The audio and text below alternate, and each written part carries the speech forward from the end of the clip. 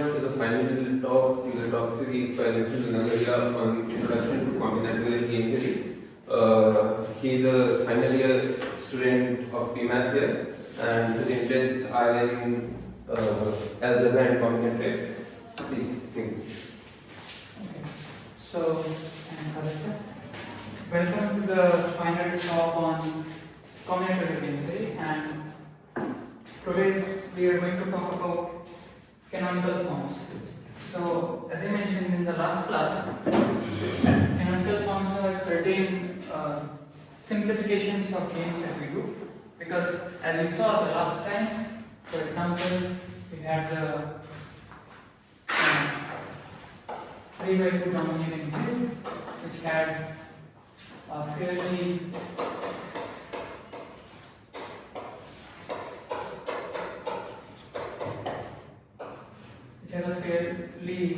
complicated expression, and so the point is we can simplify it using certain reductions, and those reductions are exactly what we are going to see today.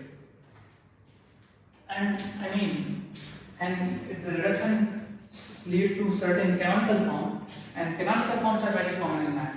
They, as I also mentioned the last time, canonical forms pop up everywhere. They pop up in linear algebra and several other math fields. And the point is to express a thing. If you have like some sort of equivalence relation, like for linear algebra, similarity, then you can express for each matrix. You can express a naturally very simple matrix that is similar to that, and that is a canonical form. It's a canonical representation. So for games, that's what we are going to see today. So before starting, I just want to recap some of the things that we did last time quickly. So game G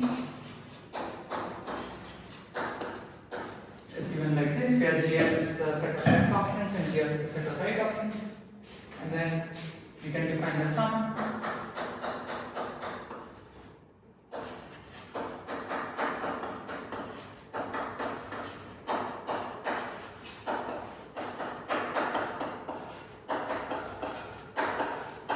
We can define the sum, and then we can also define the negative.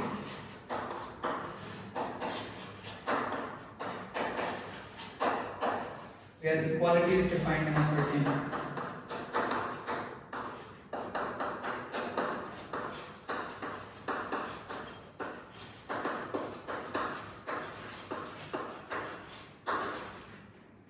So under this notion of equality, the binary operation plus, along with this definition of minus t, gives us an abelian group structure on the set of all games or short games. And then there are other ways to compare stuff as well. For example, you said, well, G is less bigger than H.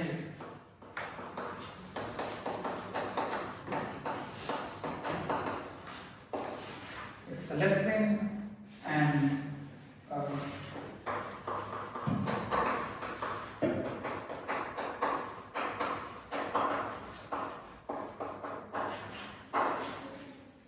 G less than H, G minus H is the right.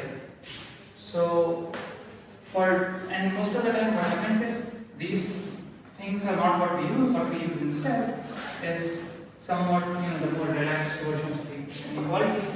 So G less than equal to H. Now this means, of course, this just means that if either G is bigger than H, strictly bigger, or G is equal to H. But I can write a very nice condition for this, which is G is bigger than equal to H on G minus H.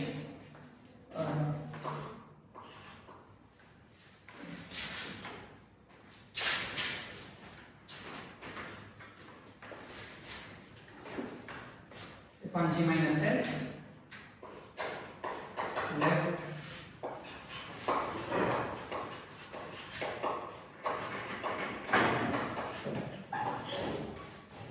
if on G minus H, left wing is going second. Why? Why is that? And that is because, so if I assume that on G minus H, left wing is going second, then so if left wing is going second, then that means if right starts, right loses. And what happens if left starts? Now if left starts, even then if right loses, then that means left always wins, so it is bigger than H. And if left starts and left loses, then that means whoever starts loses. So then that means G equal to H. So this includes both these possibilities, and the other direction is again other direction is here. And similarly, G is less than equal to H if right minus 27.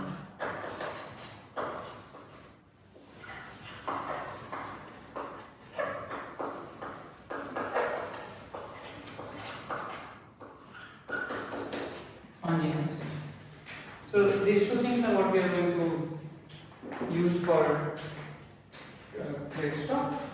And I'll just recall one more thing, which is why G plus minus G is 0. So to see this, I want to show that it's a second pair win. So suppose if left starts, left can have two kinds of moves, to go to G, to move in G or to move in minus G. If left moves in G, then that is a move to GL, some GL in fancy GL, and then right can win by going to minus GL. And similarly, if left goes here to some minus GR, then right can follow by going to the corresponding GR here. And so all of those are very similar to this. You can see that by yourself. So, and this kind of an idea will be used over and over again. So that's why I just want to remind you of this. And okay. So let's start. And okay, so let's start. So the first kind of reduction that I want to talk about is called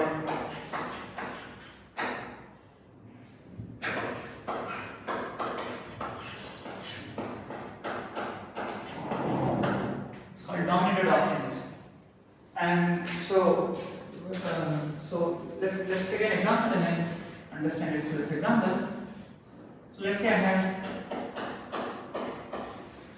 this game, which we also saw last time. It is, well, we called it half as well.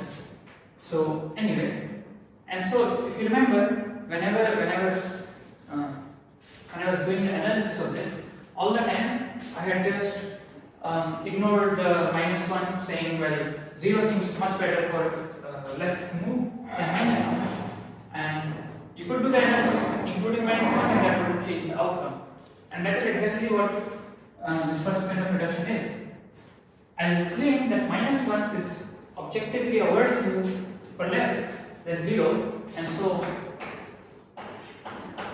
the kind of reduction that we are going to see will allow us to write this equality, this drop of the minus 1. Now I want to emphasize something.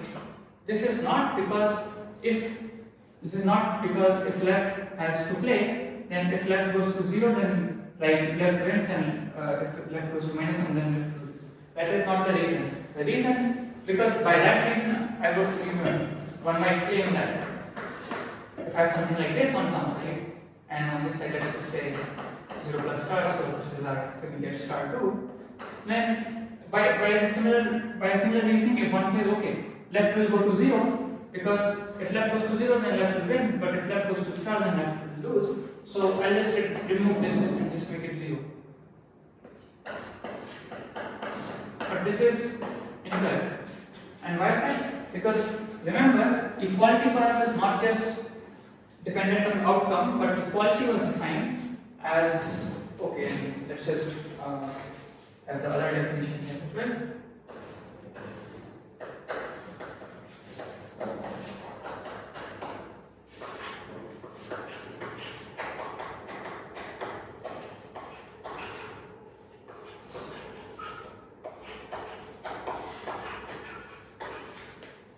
So G is equal to H if and only if G plus X and H plus X have the same outcome for all X. And so here's the thing. If I have a sum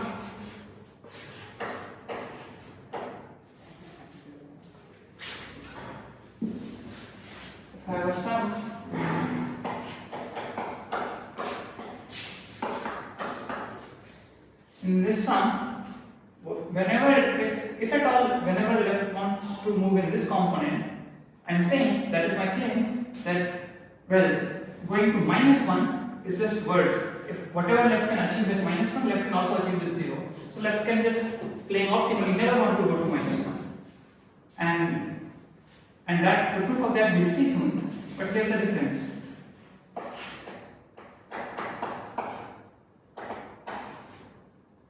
This is something else. So, when I claim like this, the point is, sometimes 0 is the good move and sometimes star is the good move. For example, if x is simply 0, then 0 is the better move because left just goes to 0 and finish. But if x is star, then going to 0 means going to star in the overall game and then right can win. So in that case, you should really go to star.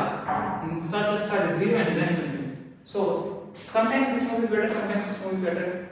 And so you need to keep both of them. But here I'll prove that this is always worse. This is if left can win by going to this, then left can also win by going to this. And if left is losing here, then left cannot be yeah. So yeah, that's it. So let's write down the general setup. Definition.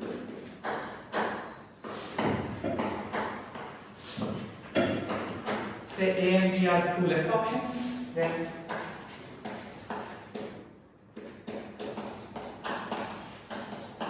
we say no, not option.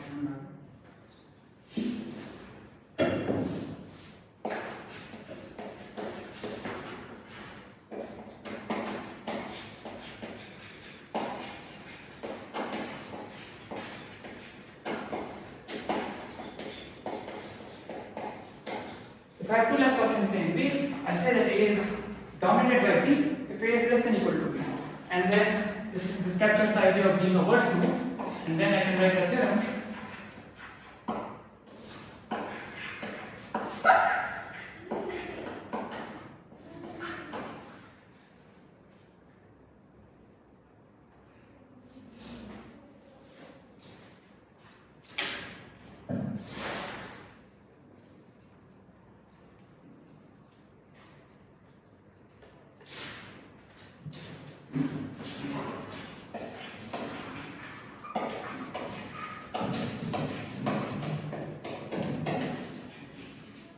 You can discard dominant options. And what does that mean? So that means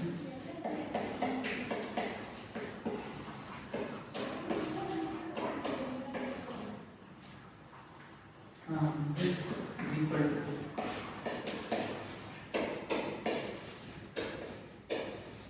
not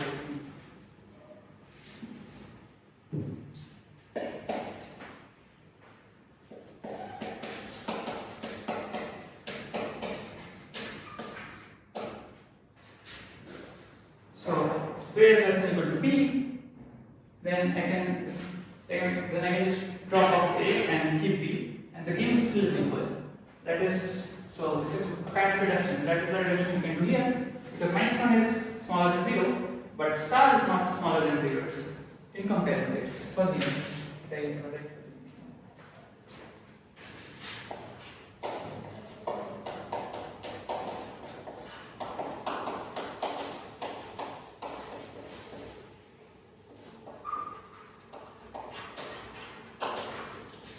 The star and 0 are incompatible, so that's why I cannot justify the removal of either. So let's see the proof of this. So I want to show these two are equal, so I'll show that the difference is 0.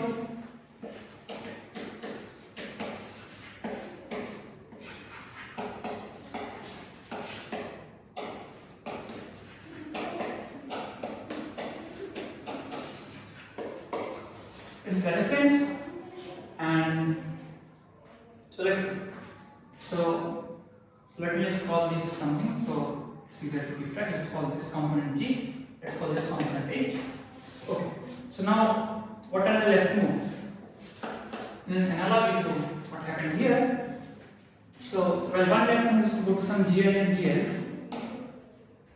So essentially going to GL plus H, and then the point is that can follow up by going to GL plus minus G.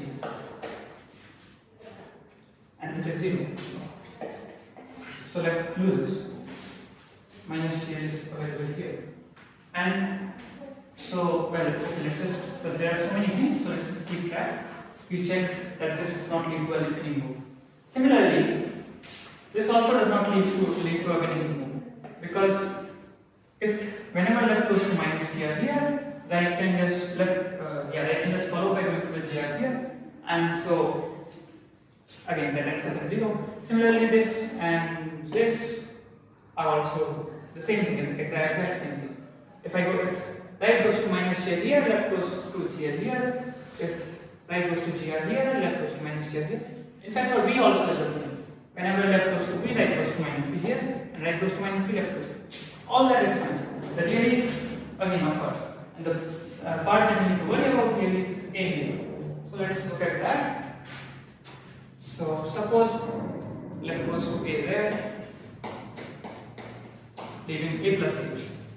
And then the winning move for right, I think, is to go to minus b here, leaving a minus b. Now, how is this winning? This is winning because I have assumed here that a is less than equal to b, so that a minus b is less than or equal to 0. And then, therefore, by this right here, this means that right wins going second on a minus b. And right is indeed going second on a minus b here. So, whatever left does, right is a winning follow up, and so right wins. And that proves this theorem. So, this is one kind of reduction. It's very simple and yeah. And I would like to okay. So here's the thing. Now, any theorem that I write about left, I can copy it and make a version for right. So I'll say let's say let's say I have to write option C and D. I'll say C is dominated by D if C is bigger than equal to D. Again, because for right, the smaller things are better. Yeah. And then the point is, again, I can discard C in favor of D. So if I have something like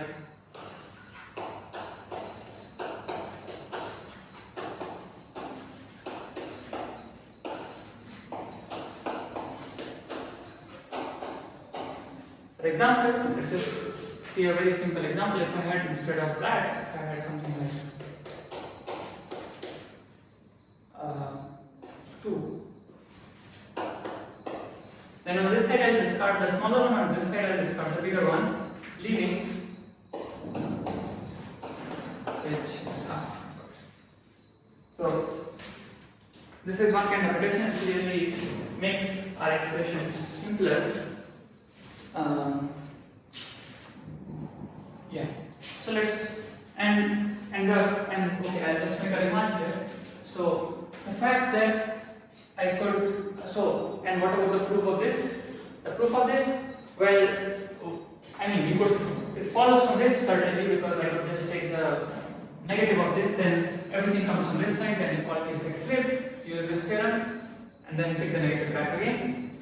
Or alternatively, one can again intuitively see this coming, because the rules of left and right, they are dual to each other.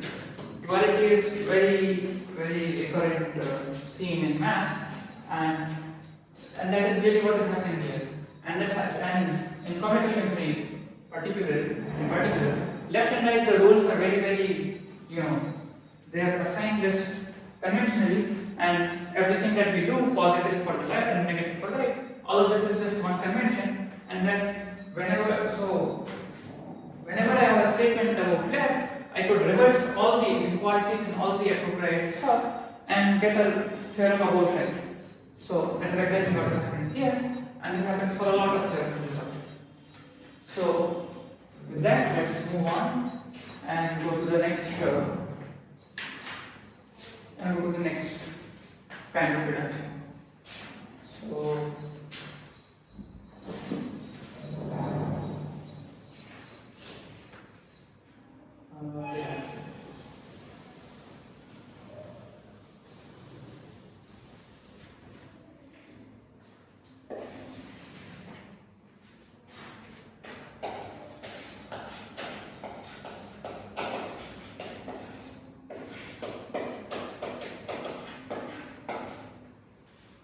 reversible options. Now, this is harder to motivate, and so I can give somewhat of so something that is. So let's see an example. So suppose I have this impartial game 0, star 2, star 4. Last time we saw that Sprague-Grundy theorem tells us that this is equal to, because the max is 3, so here. Now let's just interpret what this means. So if I have this game, let's say this game we have a very clear interpretation of. It's just a name game on an impile of 3 points. So because the moves are to star 2, star and 0. What happens here? So I'll interpret it as the same thing, looking the same. So a move is either to 0 star star 2, which is just the usual moves, but I have a new kind of move now, which is star 4, which means I'll put 2 points extra. That is a move now. And the point is, this move does not affect the game because it's reversible. So if suppose left and right are doing this, and if left whenever decides to go in this to star 4, which means adds 2 points, right reverses it and goes back to where it was without affecting anything. And so this is really what we mean by reversibility. But in general, the setup is a little different. In general, we allow instead of reversing back to the same position, we allow reversing back to a worse position. And so let's see another example which motivates it a little better, but it's a little harder, of course. So before that, I'll introduce a new game. Okay. I think we are.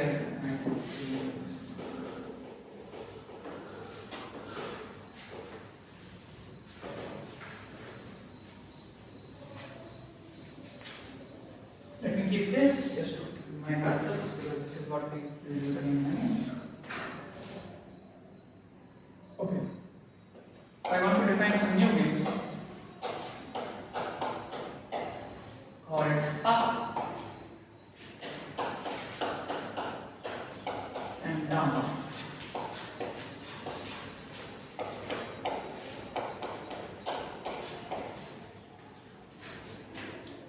So so these are just very simple games described where up is the game where left has only one move, that is to 0. Right is the game, and right has only one move, then that is to start. So let's just, before going to the example, let's just discuss some nice simple properties. First thing, up is positive. Why is that? Because if left starts, left goes to 0 wins. Right starts, right goes to start, left continues to go to 0, and left wins. So up is positive, and similarly down is negative. Up is smaller than 1. Why is that? Because if you look at 1 minus up, which is 1 plus down, then since I am saying that up is smaller than 1, all I am saying is that this is bigger than 0, so left can win on this no matter who starts. If left starts, left can simply just go to the start here, leaving 1 plus star, and then right can only follow up to 1 and then it's lose. Left, right. If right starts, right has only 1 move, that is to go to 1 plus star. No, sorry, 1 plus 0. And right still loses. So 1 minus up is positive, so up is smaller than 1. Well, then the question is up smaller than half? Or let me write 2 times up is smaller than 1. And 2 times up also has a notation which really doesn't matter a lot, but it's double up. So I want to say that 2 times up is smaller than 1. In other words, I want to say 1 minus double up, or that's the same thing as 1 minus double down is positive. Why is that? Because if I write it down explicitly,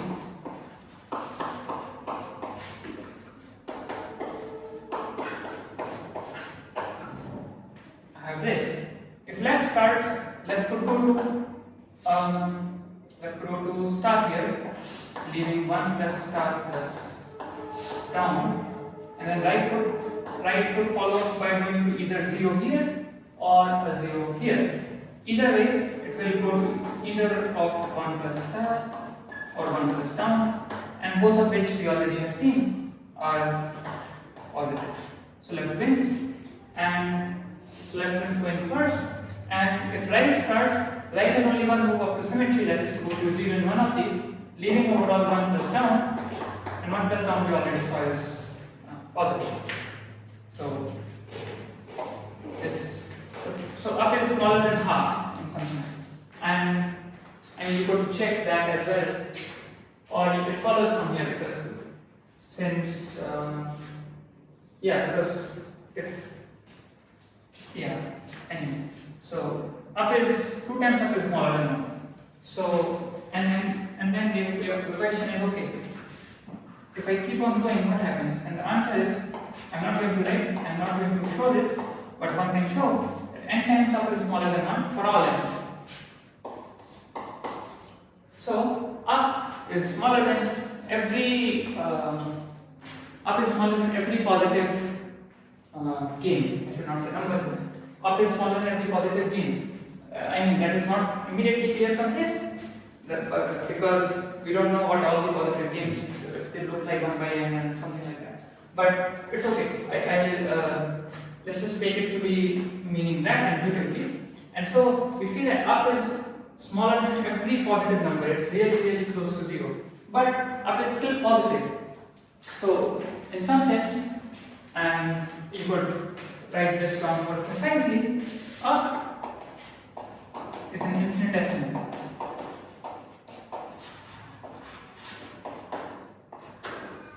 Up is an infinitesimal because up is smaller than every positive number and up is bigger than every negative number, but it's not 0. So it's infinitesimal. In fact, down is also infinitesimal for pretty much the same reason, and star is also an infinitesimal. But those are things that but yeah. So those are just interesting things. They are not really relevant to what we are going to do. So let me just continue and write some more properties which I have no space for. Okay, I can write them here. So let me just write more things. So now we know star is also very small, right? You could, we don't know really, but you could check this for yourself. That star is smaller than 1, half, 1/4, and so on. So here's the thing: how does up? So up and star are both very small. So how do we compare among themselves? Well, they don't. They are confused. And this you could check yourself. I'm not doing this here. And here's the surprising bit. When I add 2 ups, it suddenly becomes bigger than star. So this is not very intuitive because you'll expect all of these are very small things, and somehow some of them are comparable and some of them are not comparable and one is bigger. So it's really weird at first sight, but yeah, that is what it is. So let's go back to simplifying. And let's consider this game up plus star. So what is up plus star? So up plus star is in this form where I can simply add them. A move for left is to go to 0 from in up, and that leaves star, or to go to 0 here leaves up, and for right to go to star here leaving star plus star is 0. Or to go to 0 here, leaving up. Now, up is bigger than 0, so I can use the dominant options theorem and discard the up right here.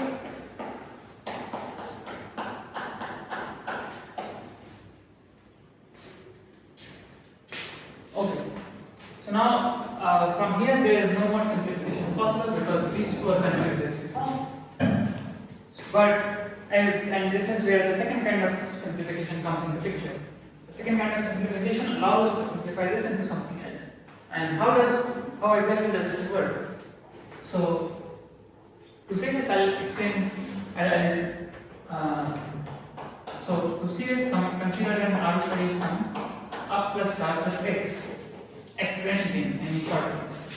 Now here's the thing: if left goes to this option up, then what happens? Then left goes to up plus x. So let's just regard this as the same thing.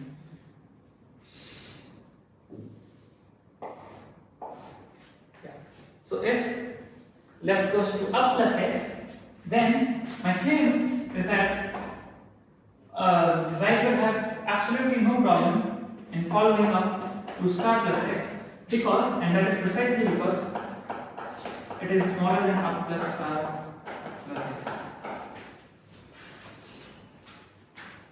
What has happened is that if left decides to go to up plus x, then right can follow by going to star plus x. And I mean, right will not have any problem. Right can just while they are playing here, right can just make a promise to left that whenever I go to up plus x, I'll simply go to star plus x. Why is this? Because, well, if you just notice, if right was winning here, then right is also winning here, because this is smaller than this. So right has no problem in going to a winning position. But if instead left was winning here, then left will never go to this unless this is also losing unless left is still winning here. I mean, left. So our players left and right, they always play optimally. So if left is allowing right to go here, then then right must be losing, and that this right has no problem going anywhere. So that way, right understands all this, and right makes a promise to left that whenever you go to up plus x, I'll follow up by going to star plus x. And now here's the thing.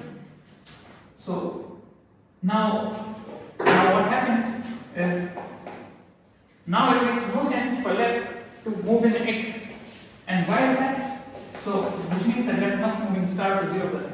Why is that? Because if left goes to star plus xl, or some xl now, then left could have just gone there in the very beginning xl and going to up plus star plus xl, which is bigger than this. So if left at all was playing optimally and went here, then that means left must want to follow up here, because this move does not make sense anymore. So, and because if this was optimal, then left would have just gone there in the very first place. So, and to give analogy to what we saw here, what has happened is that left played a move that was like the plus star for here, and right just reversed it back to something that is not the same but worse for left. And then left had to follow up there. And that is exactly what happened. If left at all decides to go to start from here, then right just goes back to 0 star and start to this game, and then left has to move here. So that is what is happening.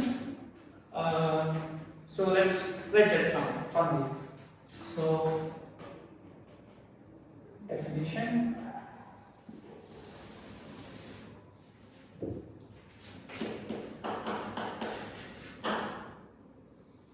A in GL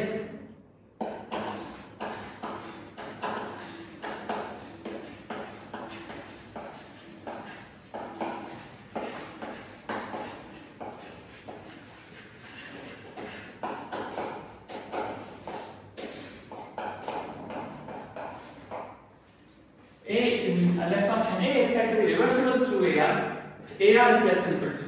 Again, A is said to be reversible through AR if AR is less than G. And then the theorem is, so effectively what happened here is that whenever left goes to up, left also follows up in star and goes to 0. So I could just drop this up and replace it by 0. So, and that's the point. And the theorem is, we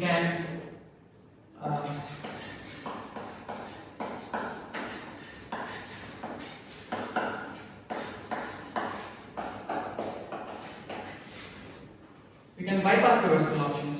And in what sense? So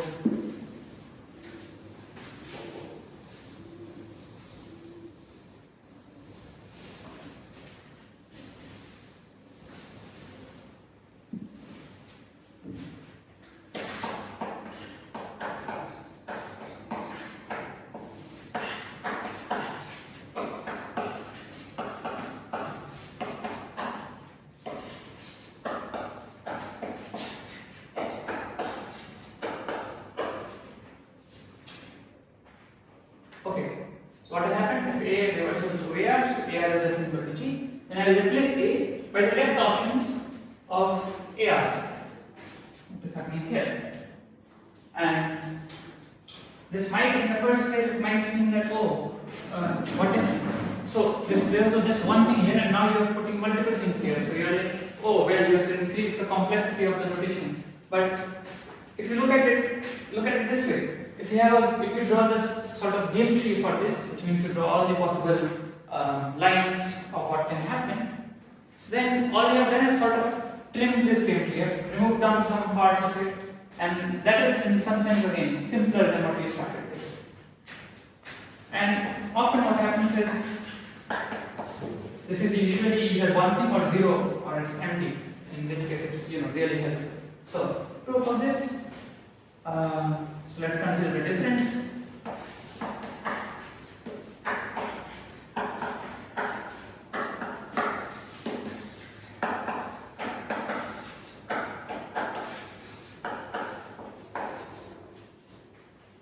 Let's say this component G and H. Okay, now again I'll put some ticks which don't need explanations because they are very clear. We have done this once in G plus minus equals 0, we have done this another time for combinatorial options, and again the same thing. If you go to G there, you go to minus G there, and same for everything. All the things we need to worry about now is A and minus AR. So let's see this first. So suppose right goes to G minus ARL, which means ARL is, to remind you, is the left option of A. So suppose right goes to G minus ARL, then I want to say that left is a winning continuation. What is the winning continuation? Well, notice I have here that G is bigger than equal to AR. So G minus AR is bigger than equal to 0. Now G minus ARL is a right move from G minus AR. Why? I mean, of course, because in minus AR, one will move to minus AR. So G minus AR is a right move from G minus AR, and since G minus AR is bigger than equal to 0, we have this here. Since it's bigger than equal to 0, left wins going second, and that is exactly what is happening. So right started. So if you had, so suppose right went to G minus AR here, then since right started by this assumption, left has a winning continuation. Well, it doesn't really matter what we started with. Left could play this winning continuation now and win.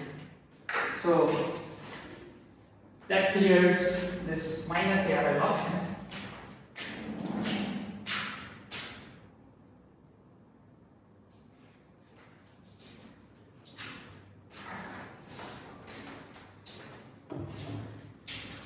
And for the other thing, which is A, it's a little more complicated, but it's not that hard, I think.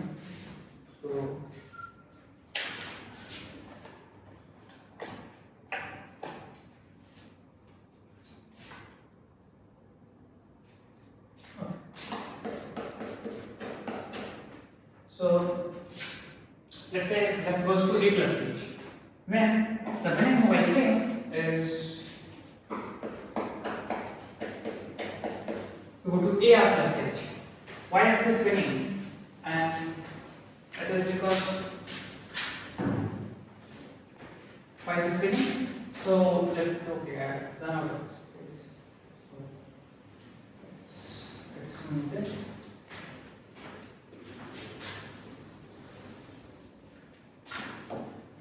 So if I have AR plus H,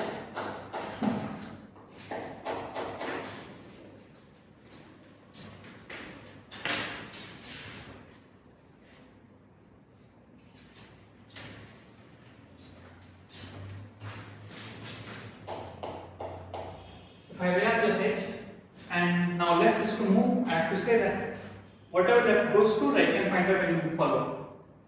Left can go to two kind of things.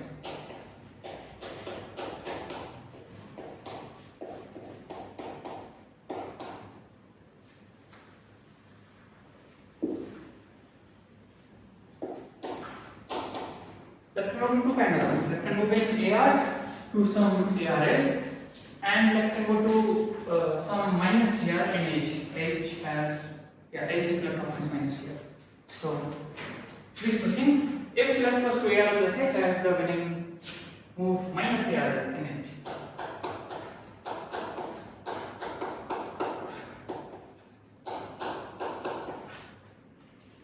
Here on the other hand, I have, for this I'll do a similar kind of argument. So since AR minus T is less than or equal to 0,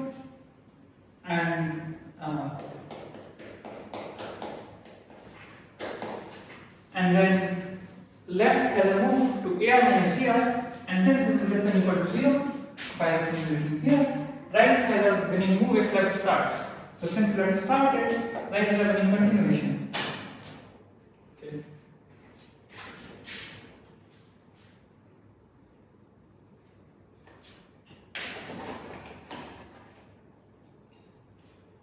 So left has a right has a winning continuation, and right can just go to that winning continuation over here, and this completes the proof. Reversible options. Okay. So then there's the dual version for right,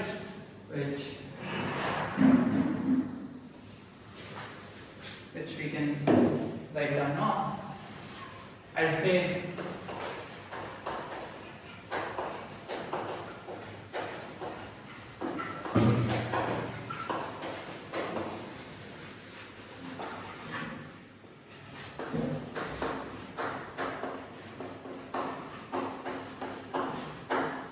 B is reversible, a right option B is reversible through BL if BL is bigger than or equal to G, and in that case,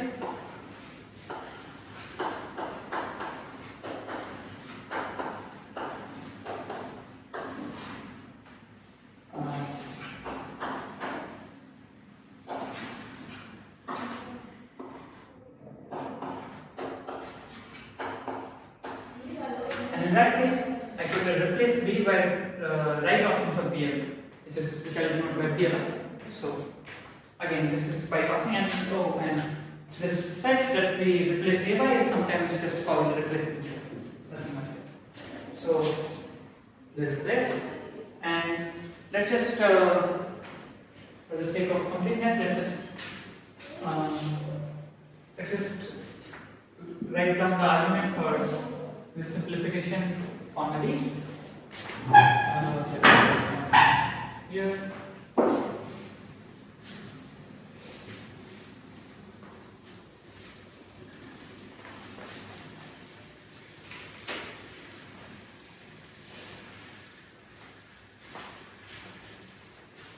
So, okay. So I have up plus down is equal to this. Now, so look at this left option. Yeah, look at this left option. Then up has a right move star, and star is more than up plus star. So I could replace up by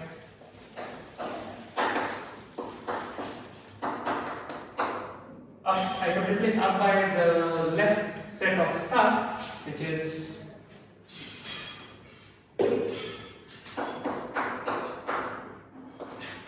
and the left set of star is 0, which is essentially the same. So these are the two kind of reductions, and these two reductions are enough, and then with this I can say this. So take a short in G, and then start by discarding all dominated options, and then bypass all reversible options, and then keep on doing this. Since it's short, the justification is not immediately clear. You can try to see it yourself. But since it is short, you can show that this steps of reduction of discarding dominant options and bypassing reversible options will stop at some point, and whenever it stops, I'll reach the canonical form. So with that, let's define the canonical form.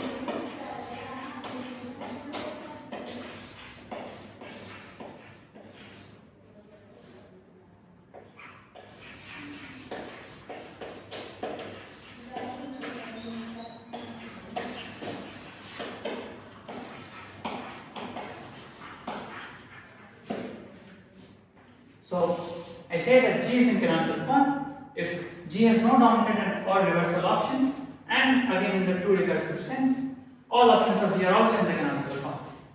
And again, I will not remind you, but it is this definition is fine because it is an inductive one on the birthday of G. So, and why do I need this condition, you might say? So the reason is because if I have again where let's say I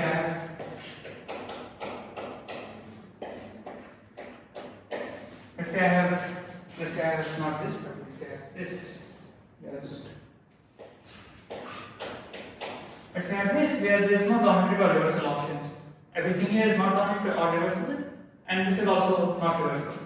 Then this is certainly, well, if I remove this, if I drop this condition, one might say this is in canonical form. But then someone might just remove this, take this 0 bar 1 and make it, and put stuff like this, and that again makes it a little more complicated. And this is not. So then, in this way, the canonical form would be unique anymore, which is not what we want. We want the canonical form to be unique, and so I'll impose the restriction that all the options also have to be written in their canonical form as simple as possible. So, in that way, truly speaking, if I have to write the canonical form of say 0 bar, so for example, the canonical form of 0 is just this, right? And the canonical form of, let's say, half is then something like this.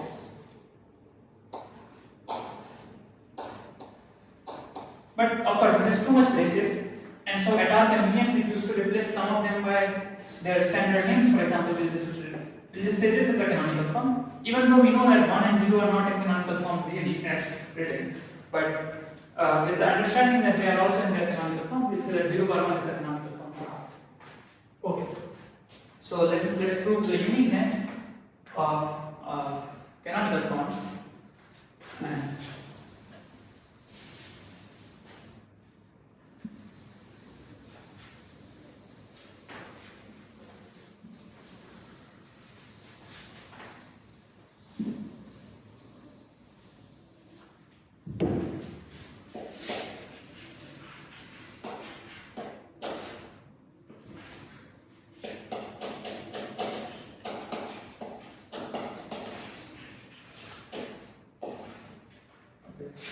if G, H are in canonical form, then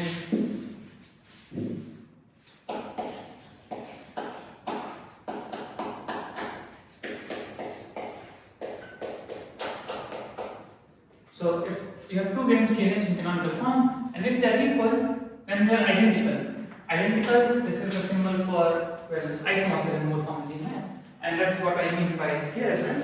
So all I'm saying is that G and H are equal if they look exactly the same. If I denest everything and write everything like this, then they exactly are the same. So how are we going to show this?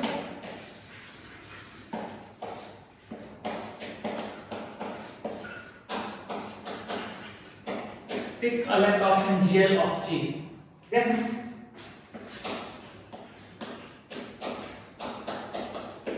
now G minus H is 0. So if left goes to GL minus H from G minus H, then right is the winning follow. The winning follow can now look like two things. It can be either something like GLR minus H or GL minus H, right? But here's the thing, it cannot be this. Why? Because what does it mean for this to be a winning follow? It means that whatever this is, it's less than or equal to 0. Because left has to start and left is going to lose. So this thing again, it's again not something. Yeah. Why can't this happen? Because this will say that GLR is less than equal to H and H is equal to G. But here's the problem. Then this means that GL is reversible through GLR. Because GLR is, if this is not clear, you can just say that GL be A and then AR minus H and AR is less than or equal to G, and so A is reversible. So this cannot be because we have assumed that they are in canonical form. So G does not have a reversible option, and so GL is not reversible in particular. This cannot be of any use. So therefore,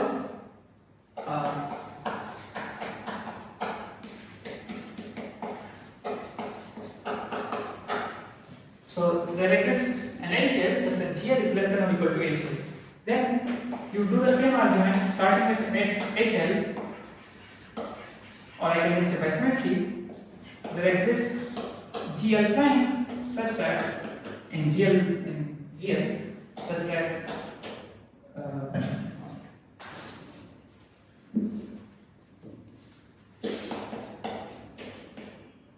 HL is smaller than or equal to GL prime, and then you combine these two inequalities, you get this. And here's the thing, G does not have any dominated options. So if these two are not equal, well, this certainly dominates, and then I have some problems. So this must be mean that GL equals GL prime, and we are almost there, because and now we will use the fact that since D and H are in canonical form, all of their options are also in canonical form. And so, since these two are in canonical form and they're equal, this means that they are identical as well. So we have shown that, okay, sorry, there's a, I wrote it wrong, okay. So what has happened is, that is all fine, but I will write it. So I have this, and then since this has to be equal to this because this cannot dominate this, so these two are equal, and so this is squeezed in the middle, and so GL is equal to HL, right? And then by induction, GL is isomorphic to HL because both of them are in canonical form, because the options of G are in canonical form. So what I showed is that for a left option of G, I can find an identical left option in H, and then I can repeat this argument for the right options and so on. So you do this for everything, and then you conclude that G is isomorphic to H. So this shows the uniqueness of canonical forms. Okay.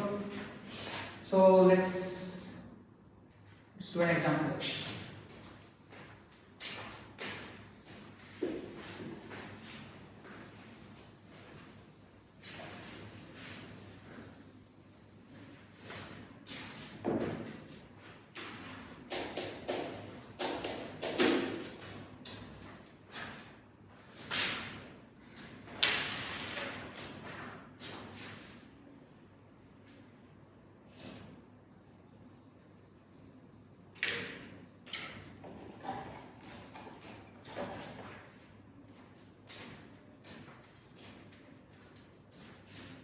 So let's look at -1 bar 2. Okay. Let's try to convert this into the canonical form. Okay. So first thing we need to check for is dominant options, but I'm not writing those. This doesn't have any dominant options. I could have started something like 2, 3 and -2 or whatever. But dominant options are very clear usually, so let's not worry about it. Let's check for reversibility. So is -1 reversible? Let's check it. Suppose that goes to -1, then what could I follow up to? 0. Then the question is 0 less than or equal to G? And that is true, because this just means that if right starts, right loses. If right starts, right goes to 2 and right loses. So this is indeed true, and therefore -1 is reversible through 0, and so I can replace -1 by the left set of 0, but the left set of 0 is empty. Okay, and let's check for reversibility of 2.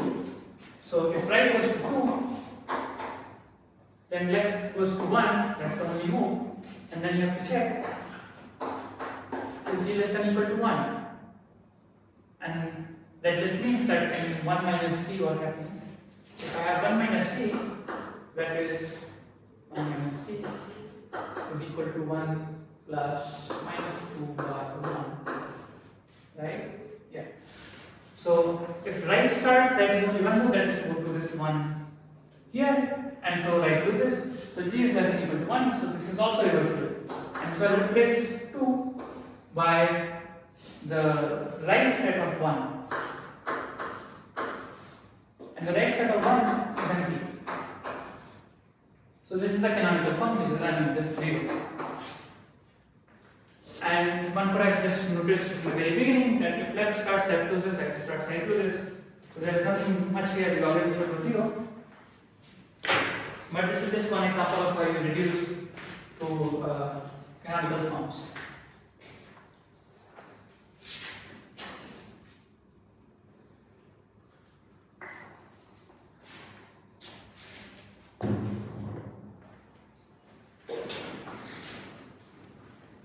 Okay. So let's also see that dominating grid. Might as well.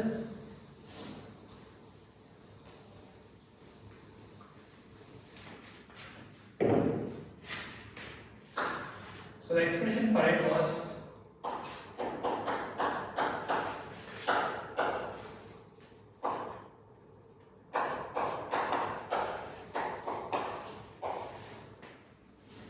this.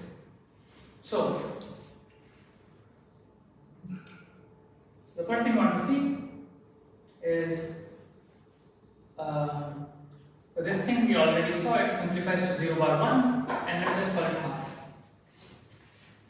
On this side, we need to check first for dominated options. Let's see, there are 2 options, so let's see if one dominates the other.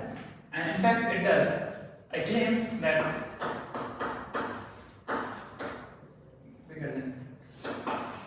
this, but and you might ask, okay, why do I have less than equal to in say dominant options and everywhere? And that is because checking less than equal to is easier, even though you will really never have 3 equal options. Whatever. So let's check this. So to check this, I just have to see that if right starts on this side, which is if right starts, I can only go to -1 here, leaving -1 plus 2, that is 1, and so left it. So this is bigger than or equal to 0, and so this is bigger than this dominates this since we are on the right, and so we'll end up with this. And this, you could check yourself, it's not reversible. It's canonical. None of these 2 options are reversible. Okay. And in fact, I could, I'll tell you a nice little fact about this 1 bar -1, that if I have a number line, then this -1 bar 1 bar -1, it sort of lives. It lives here, somewhere here. It's confused with all of the things in this interval. It's smaller than everything here, it's bigger than everything here, and it's just lying this confusion cloud. Okay. And yeah, the reason behind this is of course that I have 1 and -1 here. If I replace it by something and something else, then something similar will follow under certain conditions on. Okay. So this is, we have seen examples, and as I gave that very example in the very beginning about that NumPy 0, star 4, you could look at Sprague-Grundy and note it, and you could look at it instead like this, that if I have a star in dot, then and n is the max, then everything that comes after the max is reversible. And after you reverse and after you bypass all these reversible options, you end up with just star. So yeah, there's that. And this is mostly the content of what I plan to talk today. And so this concludes the talk, but I'll make a few concluding remarks. So the first thing is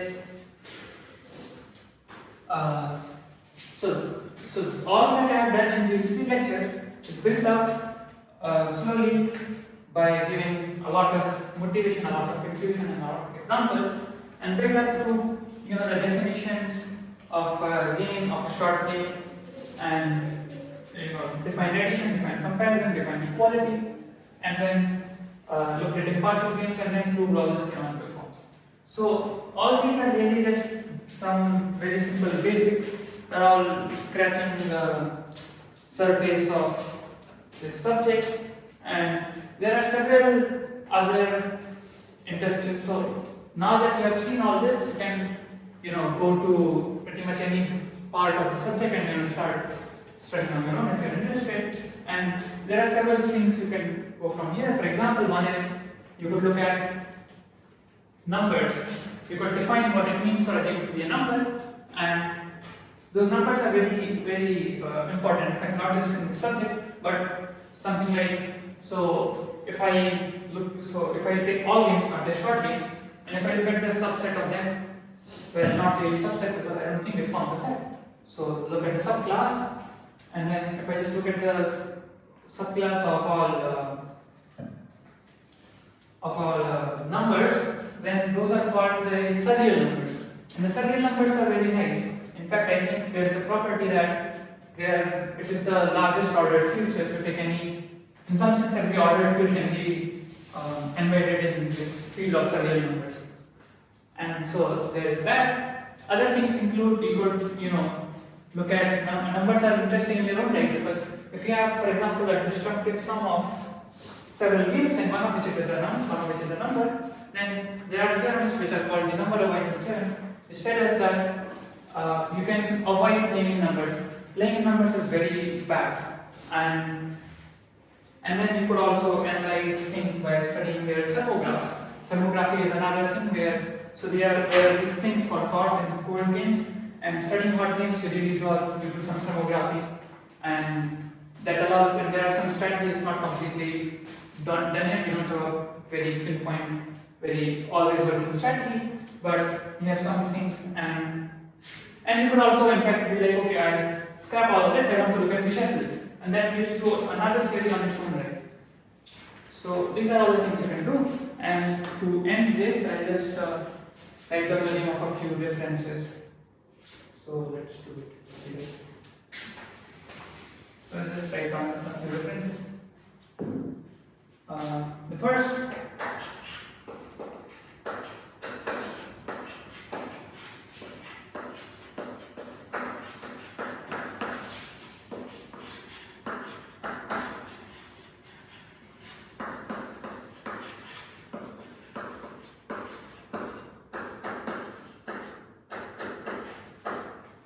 this is a very famous book, Winning Based on Mathematical Pairs by Prerequisites. And this book was one of the founding book of the subject. Before this was just a bunch of scattered results. One of this was Bolton's which you saw in the first talk. But these people, they came together, and there's a very interesting story you could also look it up. So these people, they came together and then wrote down this book, and made several new results and give this subject a very proper formal structure. The other book is the book. This is called Canonical Theory. So this book, the problem is, it has a lot of things. There's a lot, very nice intuition, very nice motivation, and very nice pictures. But the problem is, it's often unrigorous, and you could look at this book, which is very, very terse. It has everything in all its abstraction. It doesn't have, it still has a lot of motivation, so you need to be familiar with abstraction, comfortable with abstraction and proofs and all that, if you want to read this. And then there's a tuned down version, an introduction, more introductory undergraduate level book. It's called Lessons in Play. It's by, I keep forgetting the names. It's by Albert.